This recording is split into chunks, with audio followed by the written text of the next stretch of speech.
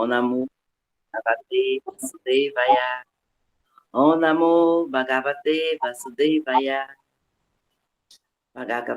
O Bhagavad Gita, conclusão, a perfeição da renúncia, capítulo 18, versos 74 e 75. Verso 74.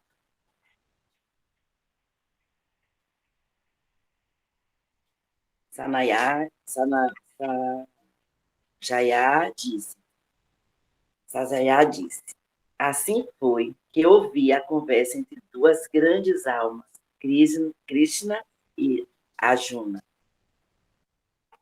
É tão maravilhosa esta mensagem que os pelos do meu corpo estão arrepiados. Verso 75. Pela misericórdia de Vyasa, eu ouvi estas palavras mais confidenciais, diretamente do Senhor de todo o misticismo, Krishna, quando falava pessoalmente com Arjuna. Verso 74. Sanjaya disse, assim foi que eu ouvi a conversa entre duas grandes almas, Krishna e Arjuna. E tão maravilhosa é esta mensagem que os pelos de meu corpo estão arrepiados. Verso 75. Pela misericórdia, Vyasa, eu ouvi estas palavras mais confidenciais, diretamente do Senhor de todo o misticismo, Krishna, quando falava pessoalmente com Arjuna. Namastê. Namastê. Om Gyanati Mirandasya Gyananjana Shalakaya Chaksurum Militanihina Tasmai Shri Gurave Namaha. Om.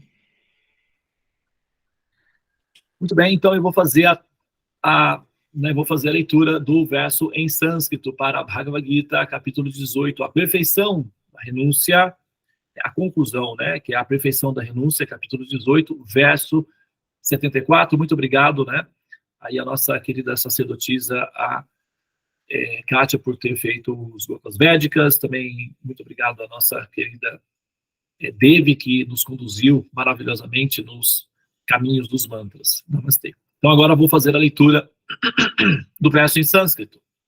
Sanjaya uvacha iti aham vasudevasya partasya cha mahatmana sambhidan niman ashrausham adbhutan homaharshanam.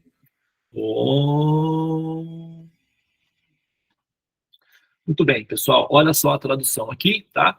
Sanjaya disse, assim foi que eu ouvi essa conversa entre duas grandes almas, Krishna e Arjuna. E tão maravilhosa é esta mensagem que os pelos do meu corpo estão arrepiados. E aí o próximo verso vai dizer o seguinte, pela misericórdia de Vyasa, eu ouvi essas palavras mais confidenciais diretamente do Senhor de todo o misticismo, Krishna, quando falava pessoalmente com Arjuna. Então aí tá, olha só. Porque, veja bem, não poderia se perguntar, né? Assim, às vezes as pessoas podem levantar a seguinte questão, mas então espera aí, tem alguma coisa aí que não está muito bem explicado. Como é que pode esse conhecimento ter sido registrado se ele foi uma conversa confidencial entre Krishna e Arjuna? E aí, como é que fica agora? Os dois estavam lá no meio de um campo de batalha. Krishna estava na quadrilha. Arjuna estava lá, tal, junto com ele. E eles estavam conversando entre eles. E como é que essa informação chegou até nós? Né? Às vezes se poderia fazer esse questionamento, né? Como é que isso foi registrado? Se foi uma conversa particular entre duas pessoas, então, como é que isso foi registrado? Vocês já tiveram essa curiosidade de saber? Alguém de vocês já chegou a pensar dessa forma? Né? Porque, afinal de contas, a gente vai, né, se acostumando com os livros e tal, mas uma das características é essa, né? Assim, a parte histórica, né, do conhecimento. Como é que esse conhecimento chegou? Então, aqui, Sanjaya,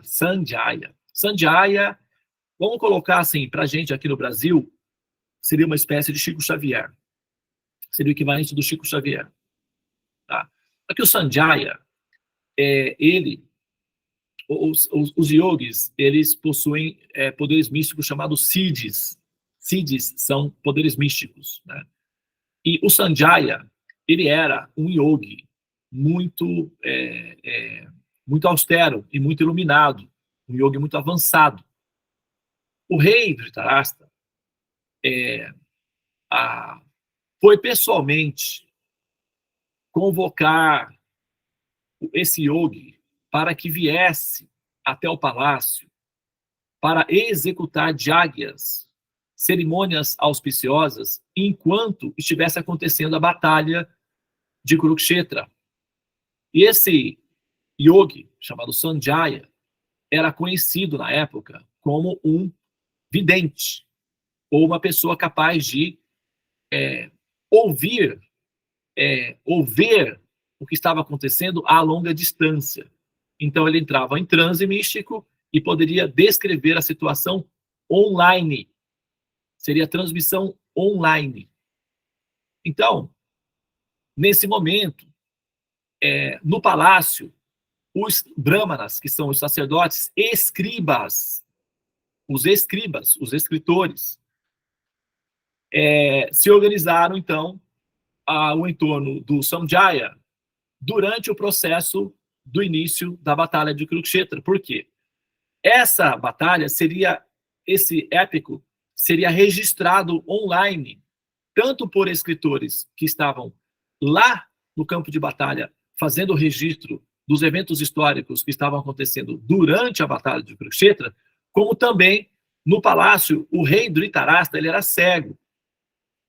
Então ele não podia participar desses movimentos, sair, etc. Então ele ficava no palácio. Então o Sanjaya, que era esse yogi vidente, veio ao palácio, e os brahmanas, os escribas, os sacerdotes, então, com as suas penas, né, ali para registrar tudo que era transmitido online pelo Sanjaya. Então foi uma transmissão online através desse yogi vidente, que visualizava simultaneamente aquilo que ele estava descrevendo, através da potência, que é a potência divina, chamada Yogamaya, mais conhecido entre os yogis como siddhis, ou perfeições místicas. Por isso que o próprio Sanjaya, ele menciona aqui, ó, eu ouvi pela misericórdia de Vyasa. Vyasa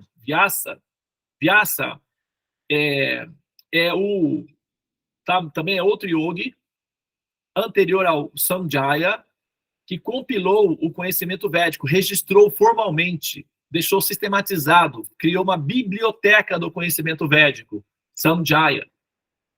Então, aqui, o Vyasadeva, o Sanjaya, que é discípulo, aprendiz do Vyasadeva, está fazendo uma reverência ao mestre dele, que é assim, na cultura védica, o discípulo, o aprendiz, ele reverencia ao mestre antes de colocar as suas... Ele sempre vai colocar da seguinte maneira. É como uma vez foi perguntado para o Newton, para o Sir Isaac Newton, mas você é muito inteligente e você conseguiu ver longe. Então ele respondeu o seguinte: sim, eu consegui ver longe, sim, mas é porque eu subi nos ombros de gigantes que vieram antes de mim, por isso eu consegui enxergar tão longe. Então essa humildade do mestre de reportar as suas perfeições, a sua evolução aos mestres anteriores, é parte da etiqueta védica. Então o discípulo sempre vai se reportar ao mestre, ele vai dizer, pela misericórdia do mestre, eu consegui falar isso. Tá? Então, os mestres anteriores são aqueles que trazem o conhecimento. Aqui o Sanjaya está dizendo, pela misericórdia de Vyasa, ou seja, do meu guru, do meu mestre, eu ouvi essas palavras mais confidenciais diretamente do Senhor de todo o misticismo, Krishna. Então ele menciona que esse processo, apesar de ter sido um método místico, nós dizemos místico, aquilo que nós não entendemos ou aquilo que nós não conseguimos explicar do ponto de vista técnico ou pragmático, científico. Então nós falamos místico. Assim que é possível explicar a transmissão de dados, nós chamamos de ciência.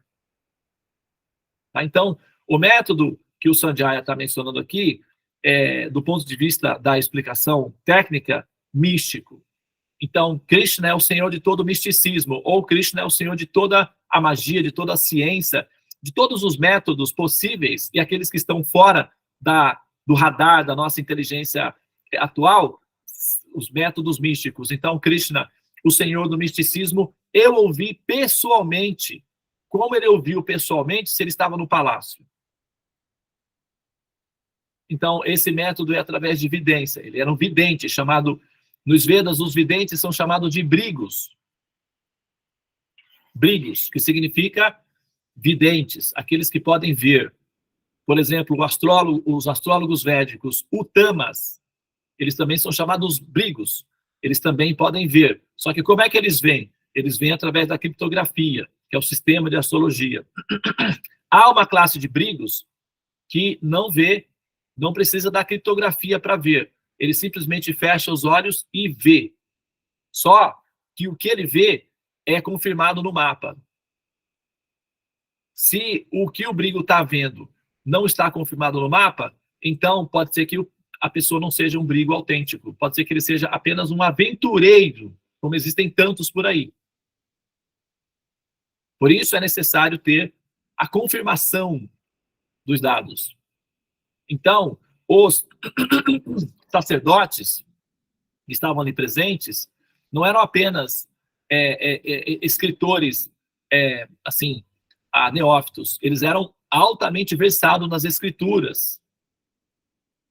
Então, os eventos vistos pelo brigo, pelo Sanjaya, eram todos confirmados por esses eruditos brahmanas que estavam ali registrando essa informação. Então foi um sistema bastante seguro. Não dependente de apenas um vidente. Existia um grupo de eruditos acompanhando e confirmando esses dados do ponto de vista de toda a erudição que eles já tinham das escrituras. E quando Sanjaya disse, eu pude ouvir pessoalmente essa conversa diretamente da boca da suprema personalidade de Deus, o mestre do misticismo, o Krishna. Então eu fui muito afortunada, alma muito afortunada, por poder ouvir esse conhecimento diretamente. Ele me permitiu que eu pudesse ouvi-lo, porque o brigo, ele vai entrar no transe para poder tentar acessar o canal, o caminho. Mas, se Krishna... Perdão. Se Krishna, lá no campo de batalha, não autorizasse a entrada do Sanjaya para ouvir a conversa, ele não teria conseguido. Um brigo ele não tem autorização de entrar na intimidade de Deus. Só se o Senhor autorizar. Senão, não entra, não. Pode ser o brigo mais famoso que for. Não entra, não. Mas ele entrou. O Sanjaya pôde entrar e visualizar a conversa pessoalmente e falar online o que ele estava ouvindo. Então, para finalizar aqui, né, a minha fala, nesse momento, o Sanjaya, ele disse, dessa maneira que eu ouvi essa conversa sagrada entre Krishna e Arjuna, ela é tão maravilhosa, essa mensagem é tão poderosa, tão profunda, ela toca tão imensamente o coração de uma alma piedosa, que provoca êxtases de amor a Deus. Ter, assim, os pelos arrepiados, ou ter essa sensação profunda de êxtase, é um sinal de que essa alma está saudável a ponto de sentir amor a Deus. Apreciar os conhecimentos, ter esse estado de êxtase descrito aqui pelo Sanjaya, pelo vidente, indica que essa alma saudável experimentou a importância, a relevância, a profundidade desses conhecimentos. É que nós, como nós temos uma certa superficialidade na nossa abordagem em relação ao conhecimento, nós ouvimos o conhecimento e colocamos na nossa prateleira do esoterismo. Ah, que legal, que bom. Ah, que bonito essa conversa. E fica por isso mesmo. Muitas vezes em função da camada de letargia que nos impede de experimentar essa luz. É como viver numa cidade poluída. Sempre a sensação é de que está nublado. Quem mora em cidades poluídas tem a sensação de que está sempre nublado, mas não é que está nublado, é que a camada de poeira impede a entrada da luz do sol. Então fica parecendo que está nublado.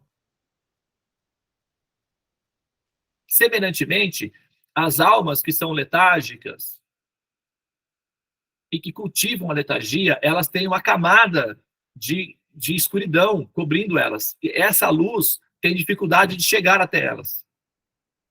Então, esse estado de êxtase, de amor ao conhecimento não acontece tão facilmente. Mas aí a gente insiste, né?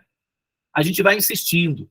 Porque assim, água mole em pedra dura, tanto bate até que fura. Foi assim que o mestre ensinou. Quando foi perguntado a Jesus, mestre, então tal, agora revela para nós que precisamos aprender qual é o segredo, o mistério da oração. Foi perguntado para ele. Ele respondeu da seguinte maneira: imagine que você está na sua casa. Chega um visitante.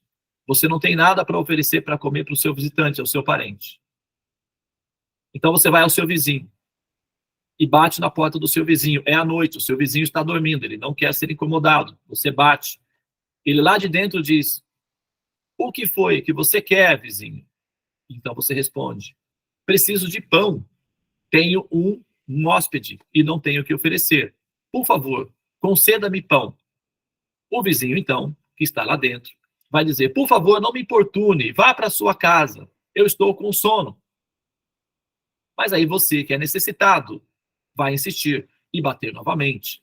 E você vai dizer: mas vizinho, por favor, salva-me da minha aflição, conceda-me pão. O vizinho lá dentro, então, vem, concede-te pão e diz: agora, por favor, deixe-me em paz. E você consegue o seu produto. Assim é a natureza da oração: batei, batei, batei, batei e recebereis. Insista, tenha determinação, supere a bipolaridade, a fragmentação, a inconstância, seja determinado, insistente, bata, bata e você receberá. Qual é o filho que, pedindo ao pai pão, receberá pedra? Insista e você receberá.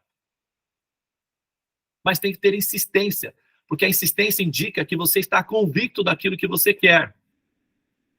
Não é um jogo de palavras, não é um laboratório superficial, é uma consciência. Você deseja aquilo, você precisa daquilo, e você busca por aquilo. Então insista, batei, batei e recebereis. Essa é a orientação. Constância e determinação. São qualidades de todos os sábios que evoluem. Ok? Muito bem, então agora nós vamos finalizar aqui, com os gotas védicas, e nós vamos entrar então agora na Torre dos Mantras. Namastê, Hare Krishna, Krishna Krishna, Hare Hare, Hare Rama, Rama Rama, Hare Hare.